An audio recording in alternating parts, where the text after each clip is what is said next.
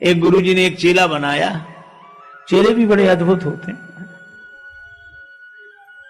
सो बड़ी नम्रता से गुरुदेव बैठा पास में था। तब तक गुरुजी ने कहा कि बेटा पानी बरस रहा है, गाय को बंधन से मुक्त करो, दूसरी जगह बांध। चेला बैठे बैठे बोला, गुरुजी जो स्वयं बंधन में पड़ा हो वो क्या किसी को बंधन से मुक्त कर सकता है? क्षमा करें गुरुदेव, ये मुझसे नहीं हो सकता। बंधन से मुक्त करना तो आपका काम है गुरुदेव। गुरुजी भी समझ गए कि चेला नहीं गुरु ही मिला है। अब गुरुजी ने कहा चेले से विवाद कौन करे, चलो। गुरुजी गए, गाय को की रस्सी खोलकर उसको दूसरी जगह छाया में बांध दिया। थोड़ी देर में गुरुजी फिर बोले, बच्चा बाहर जाके देख पानी बरस रहा है कि बंद हो गया है? चेला बोला, गुरुदेव ये बिल्ली आपके पास बैठी है, बाहर से ही आई है।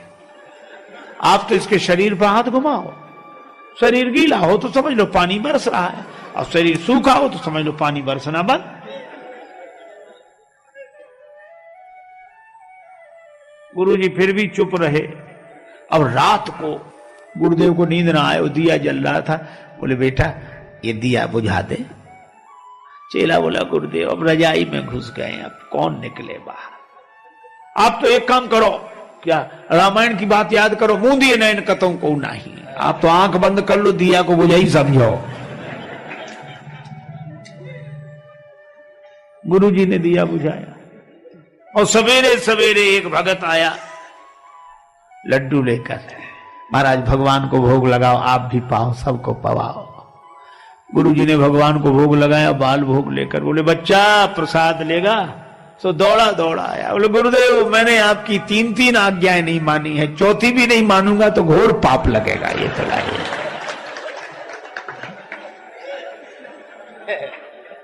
ये हाड़। कोई रिक्शा दिख गया तो हम रिक्शा मांगते नहीं है। आवाज, ए रिक्शा, जैसे उसका नाम रिक्शा ही हो। एक आदमी ने तो हद कर दी, रिक्शे वाले से बोला, रिक्शा? हाँ साहब। रेल स्टेशन जाओगे? बोले हाँ जाएंगे। तो बोले जाओ।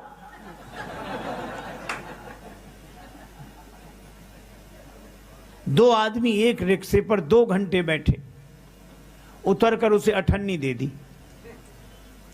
रिक्शे वाले ने हाथ जोड़कर कहा, भैया ये तो कम है। दूसरा क्या कहता, कम है? अपना मकान लिख दें तुम्हारे नाम, जमीन लिख दें, बड़े कम। दूसरा क्या कहता, इसके मुंह मत लगो, इन लोगों को मुंह मत लगा करो, ये छोटे लोग हैं, चलो।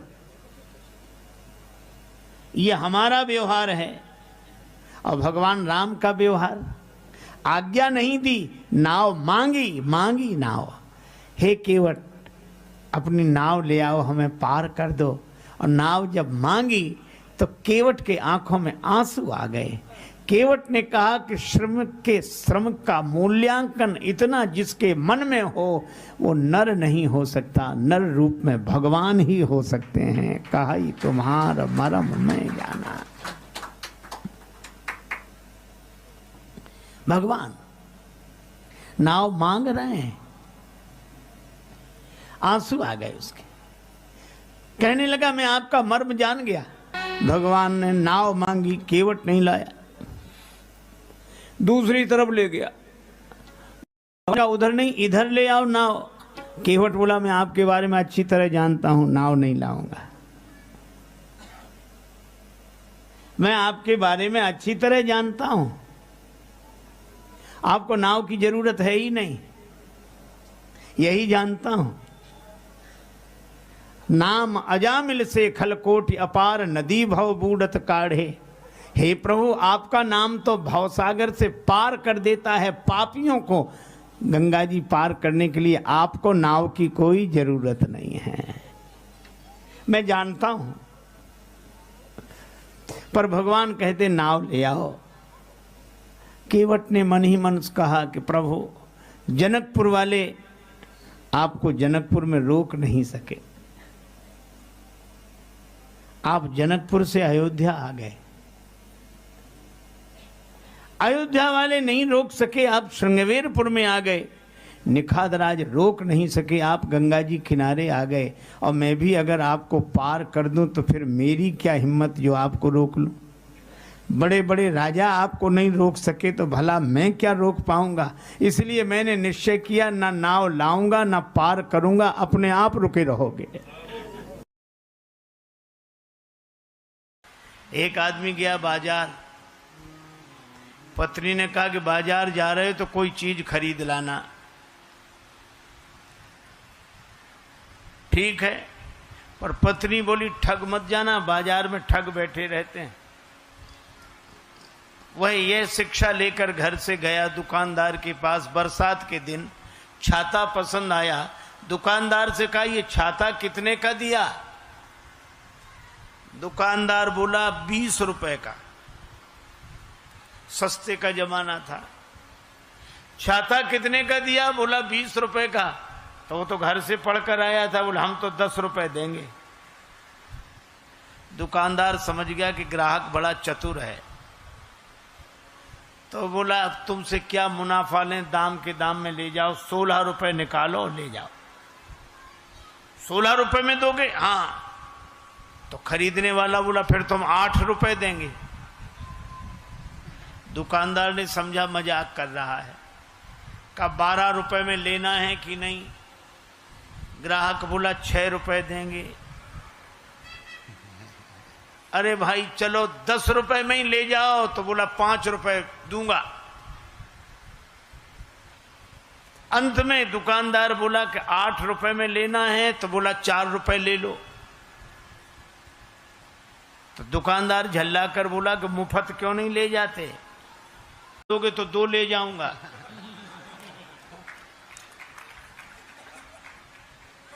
है? अब बोलो छाते जैसी चीज उसे मिली नहीं। क्यों नहीं मिली? क्योंकि वो किसी एक भाव में टिकता ही नहीं था। तो जब भाव में टिके बिना उसे छाता नहीं मिला, तो भाव में टिके बिना परमात्मा की छत्र छाया कैसे मिल जाएगी। भाव बिना बाजार में वस्तु मिले नहीं मोल, तो भाव बिना हरि क्यों मिले, इसलिए भाव सहित हरि बोल। विद्यार्थी से पूछा कि एक टीले पर 10 भेड़ें खड़ी हैं, तूफान आया तो 4 भेड़ें नीचे उतर गई, तो टीले पर कितनी भेड़ें शेष रहीं? सबने कहा 6, सबने कहा 6। एक विद्यार्थी बोला एक भी नहीं। कहा क्यों? बोले जब एक भेड़ चलती है तो उसके पीछे जितनी भेड़ें होती सब चली जाती है। 4 उतर गई तो 6 क्या कर रही थी वहां? तो ये जो अनुभव की बातें हैं ये गणित से समझ में नहीं आती, अनुभव की बातें हैं। एक अध्यापक ने एक विद्यार्थी से पूछा कि तुम्हारे पिता हमसे 5,000 रुपए उधार लें 3 रुपए प्रति सैकड़ा ब्याज के दर से, तो 6 महीने बाद कितना लौटाएंगे, हिसाब लगा के बताओ। विद्यार्थी बोला सर 1 नया पैसा नहीं। अध्यापक ने डांट कर कहा क्यों रे, तुझे गणित नहीं आता है? बोला हमें तो गणित आता है, हम तो हिसाब जानते हैं, पर आप हमारे बाप को नहीं जानते। उसने जिसका लिया है दिया है आज तक, जो तुम्हारा ही देगा। तो बोलो अनुभव की बात कह रहा है। सीधा गणित नहीं लगता, लेकिन उसके अनुभव की बात है। इसी तरह गुरुदेव के वचन को बुद्धि के गणित से समझने की चेष्टा न करो, बल्कि गुरुदेव के वचन को तो वेद मंत्र मानकर श्रद्धा पूर्वक पालन करो। यही गुरुदेव की महिमा है। उन्होंने कहा कि तुम चिंता मत करो, दो, मैं कह रहा हूं दो। और तो विश्वामित्र जी को राम जी लक्ष्मण जी मिले, किसकी कृपा से? गुरुदेव की कृपा से। एक आदमी गांव में गया अपने मित्र के साथ, घूमने निकला तो छोटा सा गांव, एक व्यक्ति तेल बेचता था, अकेला आदमी, और भीतर उसने कोल्हू चला रखा और बाहर बैठकर तेल बेचे। इस व्यक्ति ने देखा कि अकेला आदमी कैसे करता है, तो उसने कहा कि तुम ये बैल को हाँकते नहीं हो? और कैसे बिना तुम्हारी चलाए चलता है? तो उस आदमी ने कहा कि बैल को मैं हाँक देता हूं और जब चलने लगता है तो बाहर आके बैठ जाता हूं, तो उसे पता नहीं लगता कि तुम पीछे हो। तेल बेचने वाले ने कहा हमने उसकी आंख पर पट्टी बांध रखी। सो तो ठीक है, लेकिन तुम बाहर बैठे हो, बैल अगर चलना बंद कर दे तो तुम्हें कैसे पता लगेगा? तेल बेचने वाला बोला हमने उसके गले में घंटी बांध रखी, चलना बंद होता घंटी बजनी बंद हो जाती, हम फिर जाके हाँक देते हैं।